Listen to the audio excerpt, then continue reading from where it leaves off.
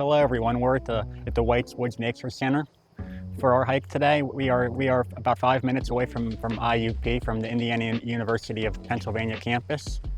And this park is over 150 acres in size. And so for today's hike, we're going to be mainly focused on looking at the geological features that I noticed up on top of the hill up here. And we're also going to be looking at the ecosystem in general.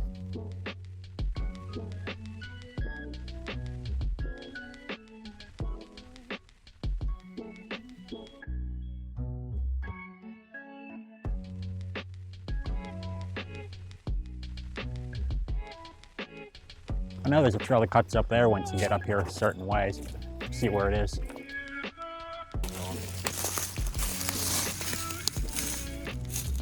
There's another one here. They're like really abundant here.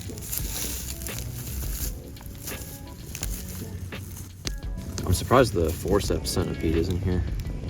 They might be, I guess. At least we got some centipedes. All right, guys, we're gonna do this.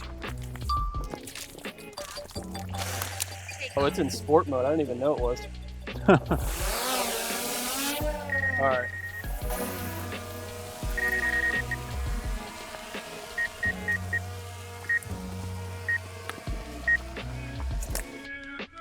What made you want to do this? Like, what made you want to come out to White's Woods for this hike? I wanted to come out and explore some of the unique geological features we see that are exposed. There's some neat outcrops up on top of the hill up here that I saw once before, but I wanted to take a closer look at them and to see what types of features we see. And I came like later in the year last time. I wanted to come out and see if we saw anything new, since it's still summertime here. I was here in the fall last time, so I thought it'd be interesting to come out and take a look at the different time of year, you know. I know it's a good way up here till you get to the top though, so we'll have to see if the light stays light enough. That's all right, I have a drone with this fly out. We'll just all hold on to it.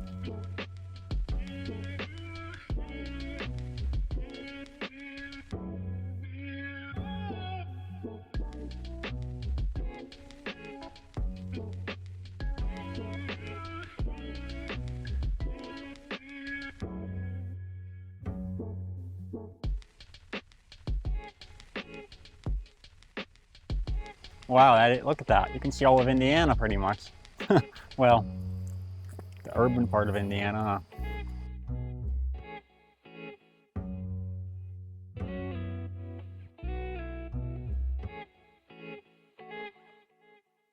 huh?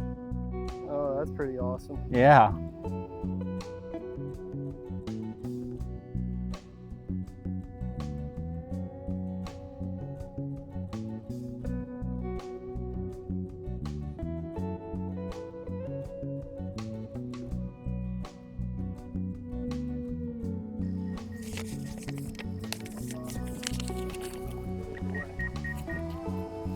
I'm leading the way.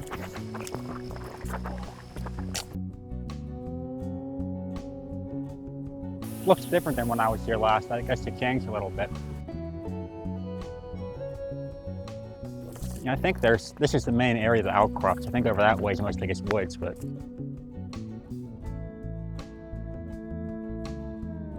You took it pretty far up there, didn't you? Yeah, it went up to 396 feet. Jeez.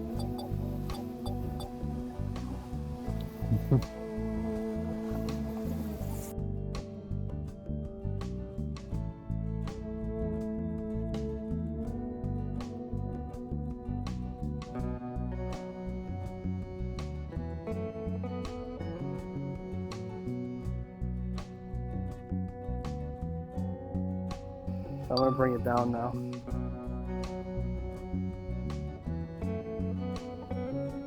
So I just wanted to show the viewers here. So we have some relatively resistant bedrock here that was uplifted during the past mountain building events that really characterized the Appalachian Mountains. And since we're in the Appalachians, these are pretty primary sandstone that is pretty consistently found throughout western PA. And up on top of this hill here in Whites Woods is like a prominent topographic knob, they call it. It's like where from all the past mountain building events caused caused the bedrock structures to kind of fold up a little bit in this area, because I know I learned that in my past geology class. We did a project here, and we found out we were analyzing different types of rock structures here and trying to identify contacts where different rock units meet up in this area. How these rocks are jutting out of the hillside here, and you can see how they're pretty horizontally layered. They're pretty massive, like there's not a lot of thinly bedded layers inside of them. They're pretty massive, they call it, but like this is the main bedrock structure right here, jutting out of the hillside as a it's like an outcrop. But if you look down in the valleys below, there's a lot of like loose rocks that got broken off from the side of the hill. So they're just like loose talus they just eroded away over time, and they're just laying as loose down there. But up here is like there's still the original layers. Is that a mushroom? Yeah, they're mushrooms. Mm-hmm. Wow, look at that. No idea what kind it is, but Take a bite of those, Aaron. one for each. I Yeah. get two. See how like that? There's no finely embedded layers in that rock. Like it's so massive. Like it's one solid piece. It's pretty resistant sandstone. That's pretty characteristic of the Appalachian Mountains. We see a lot of resistant sandstones like that. How they get uplifted up to these plateau areas, and it's pretty neat to see how some areas they're pretty convoluted. In other areas they're not.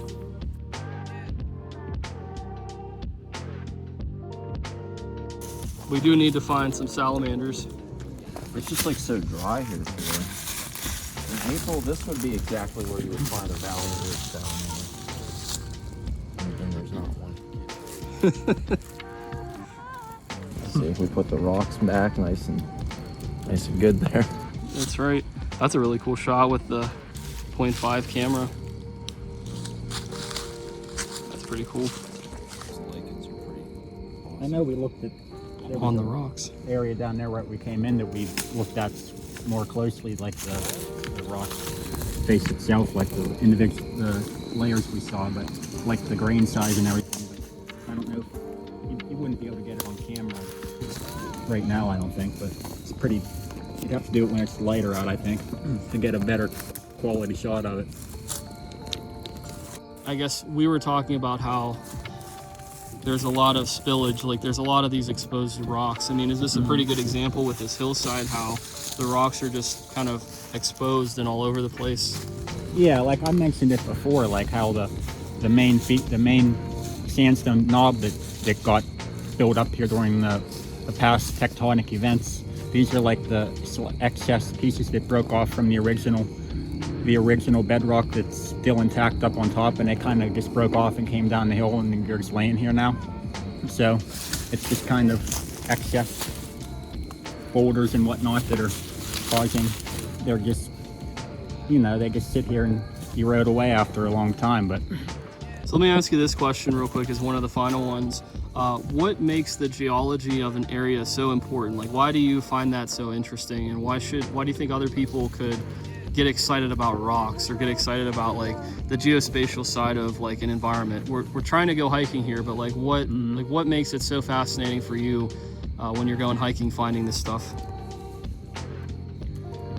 I just think it's really fascinating because it brings up a lot of the history of the area, and it shows like how your whole region was developed. Like, I mean, like over time you can figure out based on the history of the rock units and determine like what caused the units, what caused it to be this way in the first place. And it's pretty cool to see that and look into the history of things. And it's also important depending on if they want to develop anything here in the future or anything. I mean, it's it's important what's lying underneath your feet. So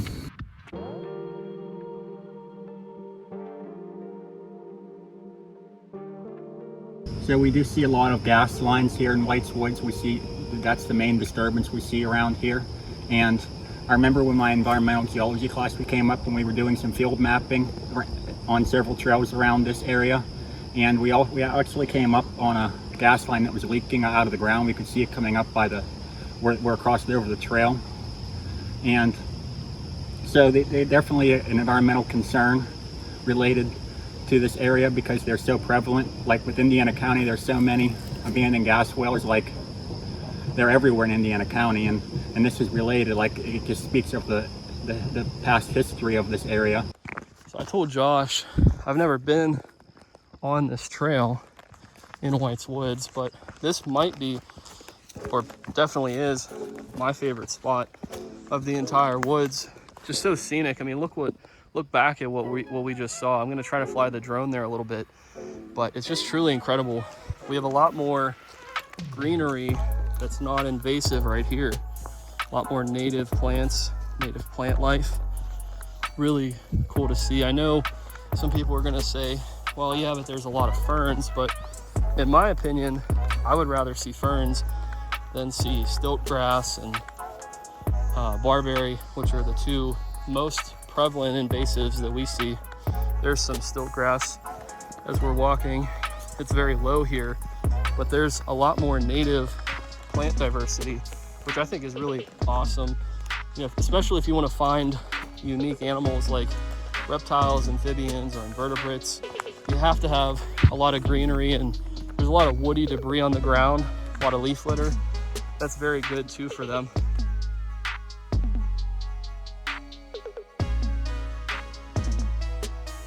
Just wanted to mention, like here we have a big power line cut into the woods, so there is some activity up here for sure. Because we see some of the native plants are still able to grow out in the open here. So this is a new trail. I've never been on this trail here before in White's Woods, and we see a lot of diversity in the overall, like the gradient of the trails, and we see like a steep elevation gradient here. So it's a nice area with topographic. I just decided that we were gonna film with the phone too. I kind of, oh, did it shut off? Yep. No, dude, it's still rolling. Okay. This one will be fine. They're really cool though. They have like a row of. So say what that is again. A leech's millipede. So a leech's millipede and it glows, you said? Yeah, under like black light. Oh, it's alive. I was gonna say I don't think the ants could get to it. I don't know what kind of ants these are. They won't eat it or anything? They might. I don't know. I wonder if I don't know if it'd be too far off to say if they had like a relationship with them or what. But yeah, these are like usually I'm like. Just avoid them because you have to taste good to them or something. Yeah, millipedes are noxious.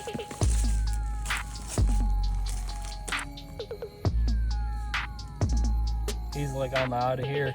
The rolling hog is taking off. Done. I don't know. I'll grab her and put the rock back.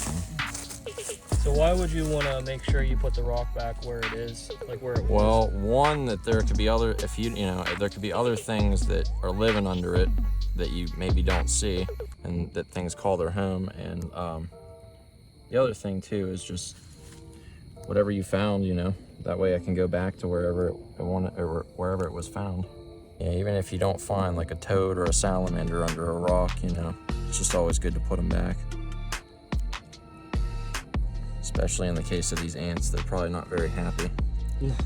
Yeah, spoiler alert to those of you who are a part of the Woods and Forest Media YouTube channel. We are prioritizing millipedes and ants in other shows, so that is a good reason to put the rock back so the millipedes and the ants have a place to live. You're like pulling on the roof off of our house, I don't think anybody would be happy That one's about stinging me. It's stinging you? Yeah. Well, if it's stinging you, then it's definitely not the black field ant. So it might be a carpenter ant. I'm gonna need your light because my light didn't turn on. Well, what do we have here, Tyler? We got ourselves a northern slimy salamander. With ants. With more Well, we found what it's probably eating. They're like everywhere, huh? The slimy salamander? Yeah. It got hit. You could see the back of the neck. Right below the eye, actually. You could see a little colorful spot.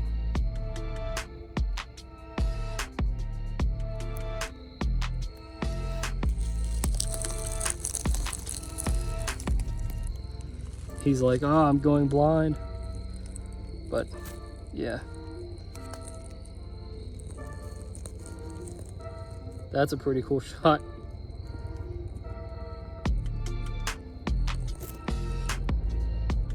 You can see it got wounded by something.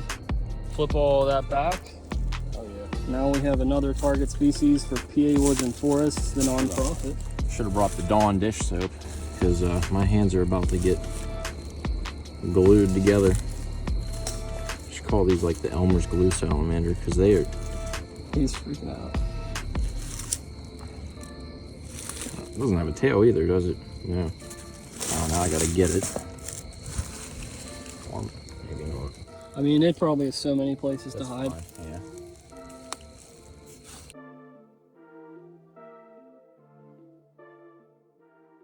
So hello everyone, we're back at the start of the trail. This concludes our hike today at the Whites Woods Nature Center here in Indiana County. I just think this is a really nice place to come and take a hike. I mean, there's a lot of unique geology.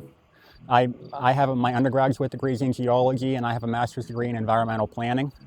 So I think this is a really unique place with regard to the overlying stratigraphy and the geology in general, with sandstone being the main type of rock feature we have here. Like this is a really unique place because of the Appalachian in general. Compared to the rest of the Appalachians, we see some flat-lying stratigraphy here.